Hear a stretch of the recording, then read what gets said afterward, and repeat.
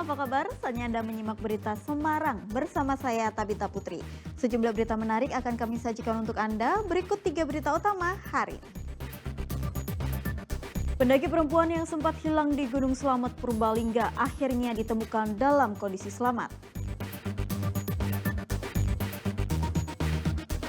14 babi disita dan kandang di Klaten ditutup usai meresahkan warga karena bau dan mencemari lingkungan.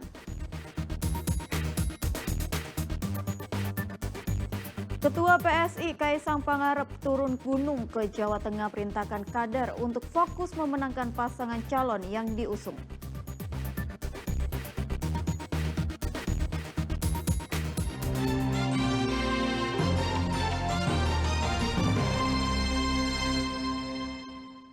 Tim SAR gabungan akhirnya berhasil menemukan pendaki perempuan asal Semarang yang sempat hilang selama 2 hari dalam kondisi selamat. Pendaki itu tersesat saat mendaki Gunung Slamet Purbalingga bersama puluhan rekan pendaki lainnya.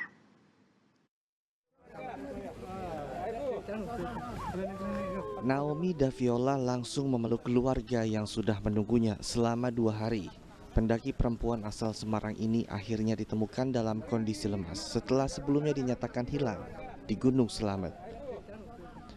Sebelumnya Naomi bersama puluhan pendaki lain memasuki hutan Gunung Slamet pada Sabtu petang. Mereka menyusuri jalur pendakian Pos Bambangan. Namun saat di Pos 5, Naomi tersesat, terpisah dari rombongan dan dinyatakan hilang.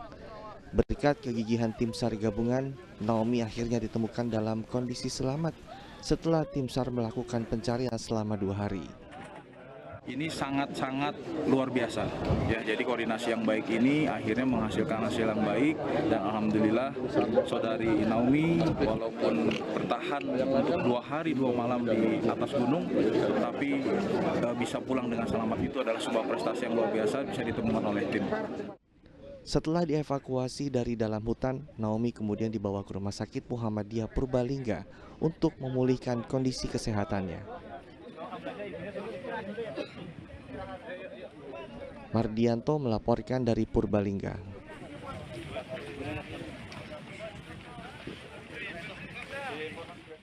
Bocah asal desa Wirun, Sukoharjo ditemukan meninggal usai terperosok dalam abu bekas pembakaran sekam padi pada Selasa sore. Awalnya korban dan kedua temannya bermain di area sawah lalu terjatuh ke tempat pembakaran. Warga Plumbon Mojolaban Sukoharjo ini berkumpul lantaran ada seorang bocah yang tewas. Bocah berusia 8 tahun ini ditolong warga dari lokasi pembakaran sekam padi area persawahan. Awalnya korban dan 2 temannya tengah bermain di dekat bekas abu pembakaran sekam padi.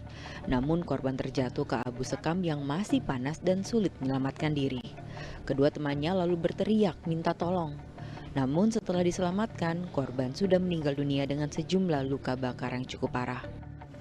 Ketiga-tiganya ya enggak tahunya lah dia main. Ya yang satu itu langsung itu kena abunya itu, ya ternyata itu ada abunya. Langsung tahu temannya yang satu itu, yang dua tolong. Nah, jasad korban dibawa ke rumah duka di Duku Pabrik Desa Wirun, tak jauh dari lokasi kejadian. Korban kemudian dimakamkan di pemakaman umum Duku setempat. Heri Prasetyo melaporkan dari Sukoharjo. Setelah dilaporkan hilang, seorang kakek akhirnya ditemukan tetap dalam kondisi tak bernyawa. Ia ditemukan tewas dengan tangan yang terlilit jala ikan di Waduk Cacaban, Kabupaten Tegal. Pencarian pria yang dilaporkan hilang sejak 7 Oktober lalu akhirnya membuahkan hasil. Tim SAR gabungan bersama nelayan menemukan korban mengapung di Waduk Cacaban, Kabupaten Tegal keesokan harinya. Awalnya mayat korban ditemukan nelayan yang tengah menjala ikan. Nelayan kemudian melapor ke petugas waduk. Usai dievakuasi, baru terungkap ternyata korban adalah warga Duku Kerajaan Desa Cibuyur, Kecamatan Warung Pring, Pemalang yang dilaporkan hilang. Keluarga menuturkan jika pria 71 tahun itu pamit untuk menjala ikan di waduk. Namun hingga sore hari korban Salah tak kunjung pulang. Meski warga sudah mencari di waduk, tidak membuahkan hasil. Jadi korban itu berpamitan kepada keluarga hari Senin tanggal 7 Oktober 2024 sekitar pukul jam 5 pagi untuk pergi ke Waduk Cacaban mencari ikan. Namun kemudian sampai dengan sore hari yang biasanya beliau itu sudah pulang sekitar jam 3 sampai dengan maghrib yang bersangkutan belum pulang. Akhirnya dari pihak keluarga mencoba untuk mencari keberadaan korban. Namun sampai dengan malam bahkan dini hari tidak ditemukan. Kemudian besok harinya baru bisa ditemukan dalam keadaan sudah meninggal. Diduga korban tenggelam karena tangannya terlilit jala yang hendak ditebar. Polisi tak menyelidiki penyebab kematian korban karena pihak keluarga menerima kejadian ini sebagai musibah. Korban langsung dimakamkan pihak keluarga. Kuncoro Wijayanto melaporkan dari Kabupaten Tegal. Rumah warga desa Tunggak di Grobogan habis terbakar pada Rabu pagi. Api diduga berasal dari korsleting listrik karena lupa mencopot casan ponsel. Kebakaran ini terjadi di Desa Tunggak, Kecamatan Toro, Grobogan. Rumah yang terbakar milik warga bernama Suwarto.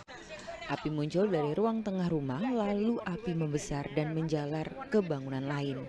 Petugas pemadam kebakaran berupaya memadamkan api secepatnya.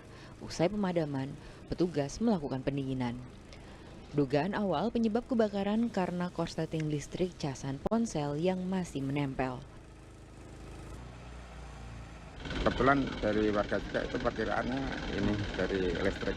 Listrik saat itu mungkin sedang ngecas atau ada televisi yang nyala atau dari apa Pak?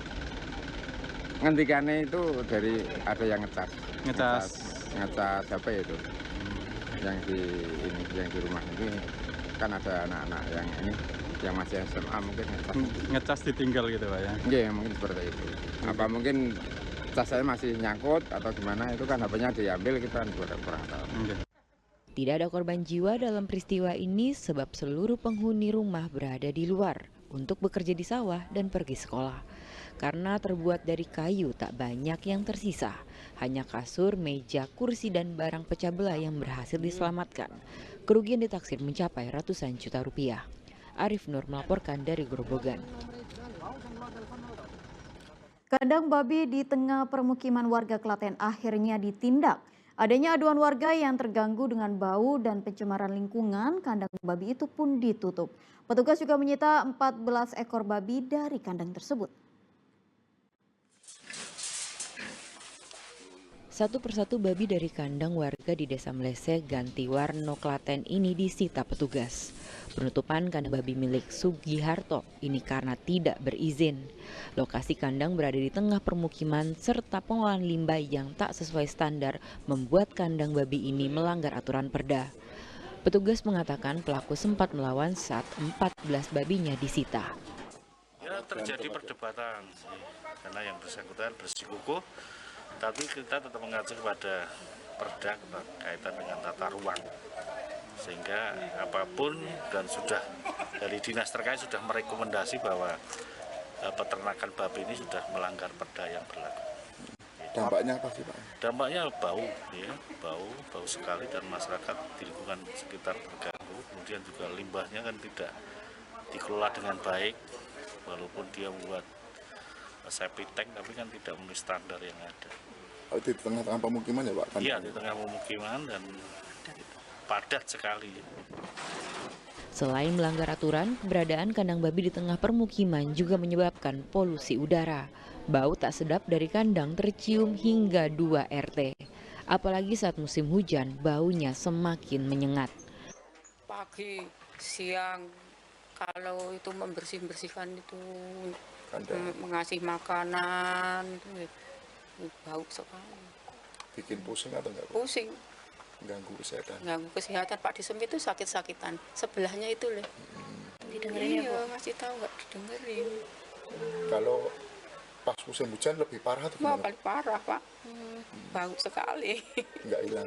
Nggak hilang. Seluruh babi yang disita dipindah ke Desa Tintang Jogonalan. Ternyata pada tahun 2023 kandang babi ini pernah ditutup petugas. Saat itu ada 92 babi yang disita. Namun pemilik tak kapok dan kembali membuka kandang babinya. Jika kedapatan mengulangi perbuatannya, pemilik kandang akan diproses hukum. Krisna Agung melaporkan dari Klaten.